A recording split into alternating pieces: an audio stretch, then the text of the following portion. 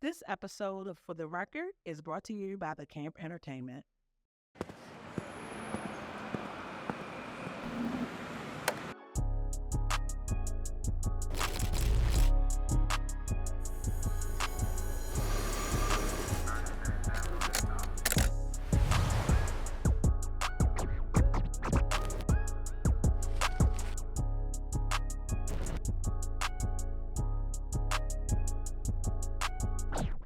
It's for the record. Thank you for coming. We appreciate you coming through. Thank you. Absolutely. So check it. This is for the record, okay? We want everybody just to get to know who you are, what you listen to, things like that, okay? So before we get started, who is Dexy? So Dexy is a Baltimore designer.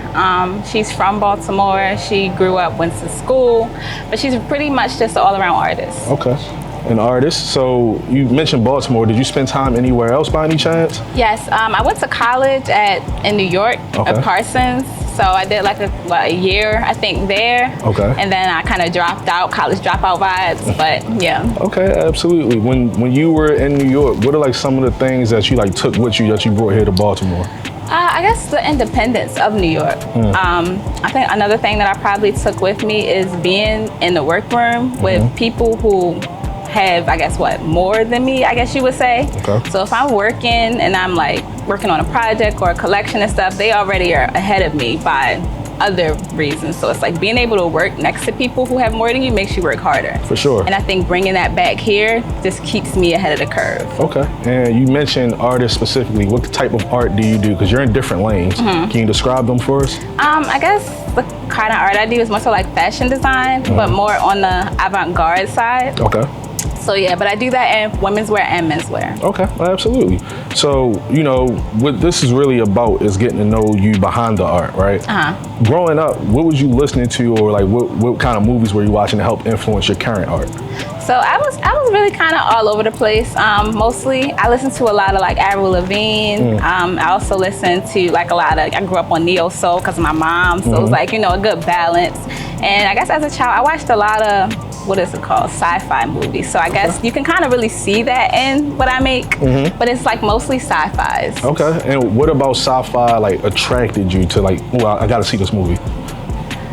Well, I guess it was just like dystopian, like, you know what I mean? It's like the outer worldly stuff. Okay. It's like more creative than just a comedy. For sure, for sure. So what made you want to get into, you know, being a designer? Well, I've been sewing all my life, pretty much. So I used to really just like hand sew though, like with a needle and thread. So I was like doing stuff like that. And then I think my sophomore year, my grandmother bought me a sewing machine. So ever since then, I've just been sewing. Okay, so sophomore year, when was your first like drop for your clothing brand? My first drop was probably 2019. Oh wow, recent. Okay. And can you just talk about, you know, the importance of like staying consistent with what you're doing? I think the importance of staying consistent is the foundation. I think if you are putting stuff out or putting work out, especially when it comes to editorials, you need to be knocking them out, knocking them down. That's the only way to stay ahead, because somebody right now making a shirt or making a pair of pants, they had the idea you said you had 3 months ago, but you didn't act on it. So the only way to stay ahead is to push it out. For sure, for sure. So we kind of got our introduction. Are you ready to talk a little deeper? Yeah. All right, let's do it.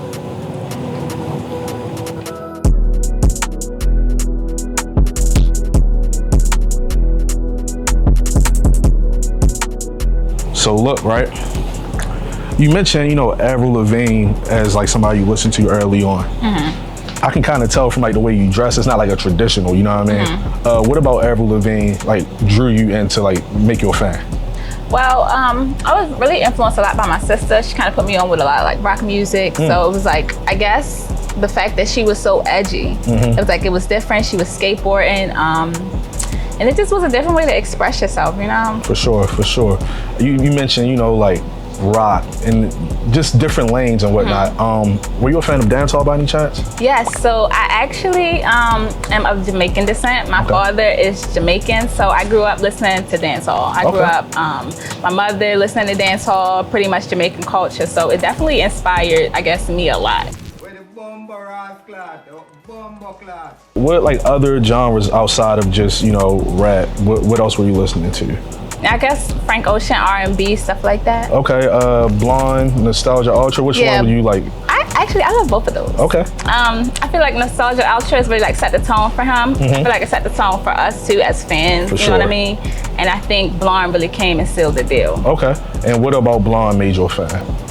I guess with tracks like Nikes and then Nights, that two-tone, you know, you just feel it. You feel it in your soul. Absolutely. So when you were, you know, in New York for the time, were you a fan of like New York artists, maybe like Nicki Minaj, things like that? Yes, I'm actually a big fan of Nicki Minaj. I'm a big Barb.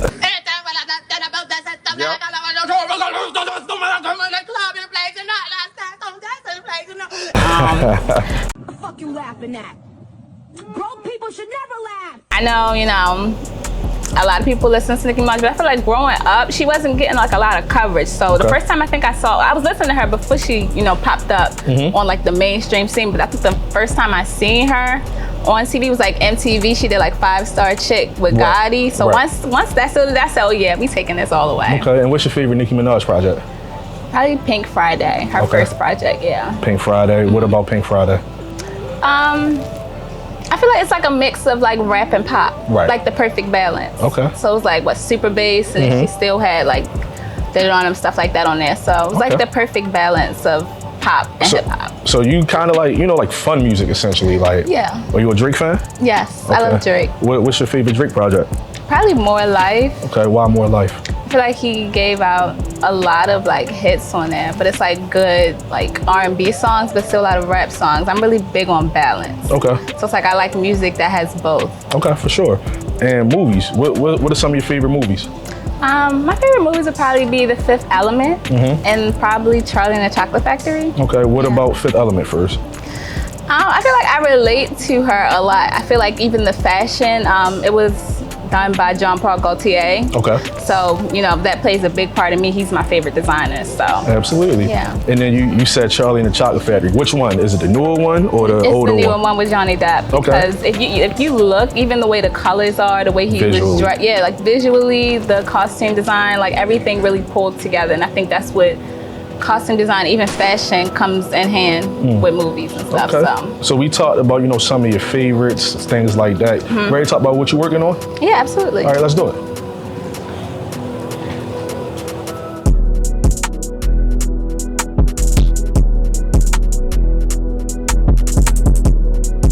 So look, right, you know, a clothing designer. Tell me about your brand. What is Dexter? So Dexter is inspired by Dexter's Laboratory. Oh, really? Yeah, so I grew up on that. It was like my favorite show as a child, and I used to like hide in my house and say I was in Dexter, like I was in the lab. Okay. So I feel like that inspired me to literally, you know, get in the lab. So that's what it's pretty much inspired by, that and Jamaican history. And you know, what is kind of like the aesthetic or the vibe you're going for Dexter? I think probably the vibe that I'm going for is just like a very high-end but lax feel. It's like a mix of high-end and skater vibes. And it was predominantly, you know, a women's dominated clothing brand, right? Yeah. You just dropped your menswear line, right? Can you tell us about that? Why are you just now dropping it?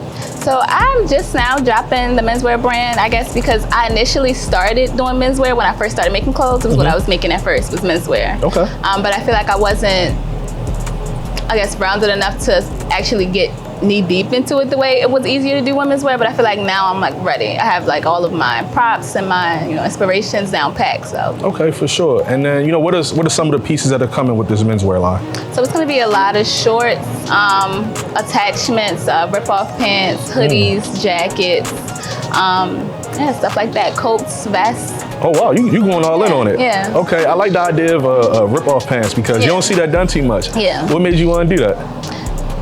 I think it just was a sketch. I really sketch a lot. Okay. So it's like if I sketch it, I'm gonna make it. Period. Okay. I don't really care about how I'm gonna make it. We're gonna figure it out. For sure. Yeah. And then what are some of, you know, your favorite pieces you did from the women's lines? Probably my lava collection. Okay, and what was that? What was it was like the cutouts with the two-tone colors. Very tedious, but it was very rewarding. Okay, so I'm kind of seeing the trend from like, you know, Charlie and the Chocolate Factory, Dexter's Laboratory. You're really big onto colors. Yeah. Right, you want to catch somebody's eye with your clothes, right? What's the importance of, you know, doing that as opposed to just having like generic blacks or generic whites? I feel like the problem with the world is everybody wants to be so minimalistic. Nobody expresses themselves in the way of colors anymore. Everything's just gray. If you go into an apartment, it's gray and silver. Okay. It's no colors. I feel like, you know, a way of expressing yourself now, for me at least, is colors. Okay. It's the only way. All right, so you know we got a men's line that just dropped. Can you give us like a little sneak peek? What you working on for maybe like over the next year? Yeah, so I'm definitely doing a fashion show, women's wear, spring, summer. Oh wow. Coming February, so it's Okay. definitely something to look out for. Okay, so visually you going all in on the visuals. Yeah, You all in making fashion sure- show, you know? Yep, we got Lights out. Got to be represented well. Yeah, absolutely. Okay, so you know we kind of got to know you, got to know a little bit about Dexter. You ready for our game at the end? Yeah, I'm ready. All right, let's do it.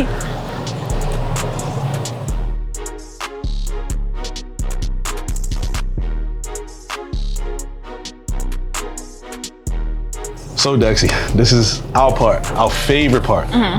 So you get 1 minute to shop around this store for 5 things that you would bring with you to a deserted island. Okay. Can you handle that? I can. All right, let's do it. Let's do it.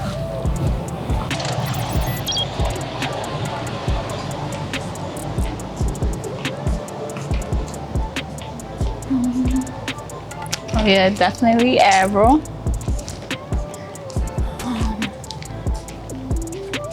Uzi.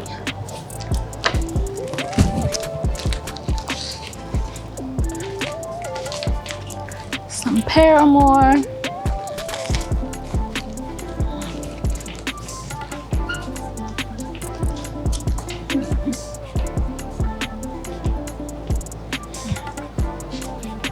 Yep, Pursuit of Happiness.